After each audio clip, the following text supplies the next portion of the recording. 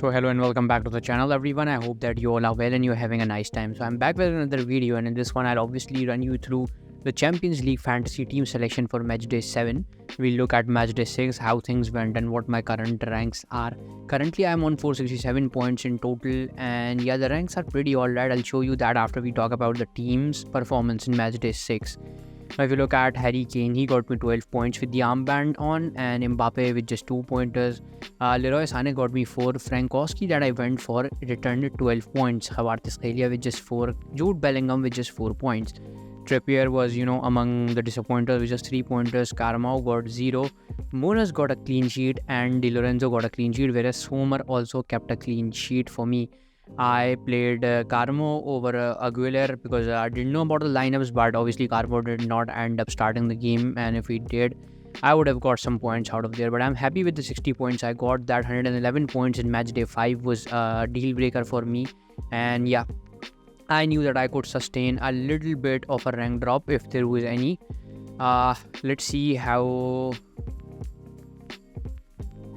the ranks are. So yeah, I had a little fall overall, and you can see I'm currently on 480 in the world, whereas second in the country there was an increase in that, and overall 20th in that Barcelona league, whereas the leagues that I am currently playing with a couple of friends and stuff, with 37 members, obviously this is a large one, 32 members, I'm second, first and fourth. These are the ranks. So yeah, things are going pretty alright with the Champions League Fantasy, and this is what we want to carry in the upcoming game. If you look at the games that we've got Leipzig versus Real Madrid, we've got Copenhagen versus City. So City is a team you can target, and similar would be the case with Real Madrid, who are in a good attacking rhythm.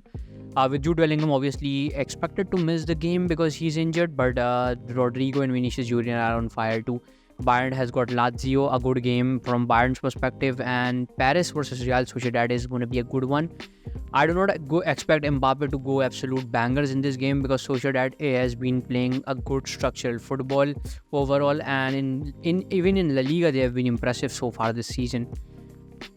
PSV versus Dortmund is going to be a good game with the goals in it. Inter and Atletico Madrid is going to be a tough one, to be honest. I would favor Inter a little bit because of their strong defensive dominance in the games that they play. Obviously their attack is nice too with Lautaro Martinez in form. Atletico is in form. Obviously they are playing some good attacking football, but they lack that defensive discipline that they used to have in the previous few seasons. FC Porto versus Arsenal. Arsenal are a clear side on with the advantage. Napoli versus Barcelona. Now this is going to be a spicy one. I do not expect Barcelona to win the game, but there will be goals in the game. Napoli and Barcelona both defensively not very solid, and yes, there will be goals in the game. I would favor Napoli, even though I'm a Barca fan. I'm wearing a Barca shirt, but I just tell you the truth. And Osimhen and Kvaratskhelia are gonna go bangers. So these are the games we've got for match day 7. So obviously we will be targeting them. I have had an initial team prepared that I wanted to show you guys, and let's go to the make transfer thingy and just press this. Hopefully things are visible to you, and yep, they are. Now the forwards for me are Harry Kane, Erling Haaland and Vinicius Junior. There are a lot of options in terms of the forwards. You can go for the likes of 1-to-1 Griezmann.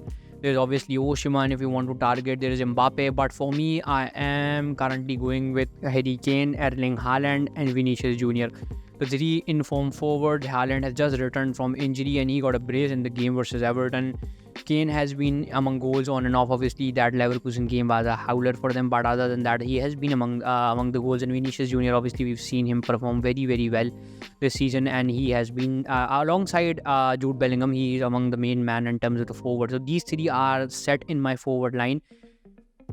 Kylian Mbappe is another option I might consider along the line, but as of now, I am pretty set with these 3 forwards. If we look at the midfielders, I've got Joshua Kimmich to cover in for the midfield. This is obviously a cheaper option, and the reason for that is I think that Bayern are absolutely going to eat Lazio. That is what I expect from a side for like Bayern, who are attackingly very good. Obviously, Bayern is leaky defensively, but their attack is top notch. And with I think with Kimmich inside, I've enjoyed some assists in the previous few games too, so that is what I'm going to expect from him. Phil Foden has been in form, so that game versus Copenhagen that I am asking you to target for Man City could be a good one. Kvaratskhelia has a home game versus Barcelona. Barcelona leaky side. They obviously They lost some games in La Liga. They conceded 3 goals versus Granada yesterday. So that is an alarming sign for Barcelona, and obviously a good sign for Napoli, because their defense is not as solid as it was last season. Saka has been among form. Arsenal absolutely bashed West Ham 6-0, and Saka, Odegaard, not Martinelli, Trossard. All of these lads you can go for in the midfield. Even you can go for Martinelli, but obviously I'm not pretty sure about going for him because he has not been in his best forms. But Saka, Odegaard and the likes of Trossard are the players that you can go for the punts. Saka the most safest one, second Odegaard, and third one is Trossard.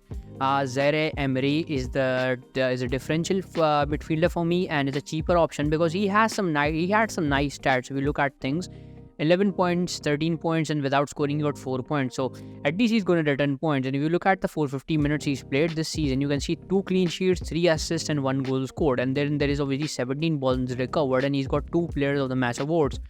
So this is obviously something to consider, to be honest. And he's got Real Sociedad at home, so rather than going for Mbappe, I've gone for a cheaper option, and let's see how things work out for me. But this is an initial team, and obviously with the final team I might do a live stream tomorrow, but if I do not do that, I'll just be posting the final team on Twitter and obviously on YouTube, and you can chip in your suggestions there too. Saliba is going to stay into my side. He has been the guy for me, to be honest, and in the Premier League obviously. And here why I want to keep him, because Porto is not a very good attacking side, and I think that Arsenal's defenses might just end up holding them and can expect a clean sheet or a header from Saliba. Schlotterbeck is a punt for me, and he's got PSV at away. I am expecting attacking returns or at least recoveries and good points from him. Augusto in for the clean sheet. Kubarsi is in to fill the bench as of now, and similar would be the case with Ake. I'm not pretty sure both of them are going to start, so we would have to look at the other options, but as of now these are the bench fillers. My keepers are pretty much set. I've got Jan Sommer and Romero at the back. Obviously Sommer has got Atletico Madrid at home. It is going to be a good one, but I expect some saving points. Not expecting a clean sheet, but some saving points. And with Augusto, obviously, I can expect recoveries. I might expect a clean sheet in that game because that is what you expect from your defenders, but that nothing is pretty much confirmed. And at this point, you do not get a lot of clean sheets. You just go for the points. There is a player that can get you 3 points. You might just go for someone who might get you 4 or 5 with the recoveries and stuff. So that is what the initial idea is. The rank is pretty much all right. I want to push a little further, but yeah, things are pretty much safe for me as of now, so I will not look for a lot of punts, but I'll rather play it safe and if it go a little punty, so it'll be a mixture of more safer and lesser of the punts. But yeah, this is what my team is going to look like. I've got 0.4 million. We'll definitely play around before the deadline tomorrow.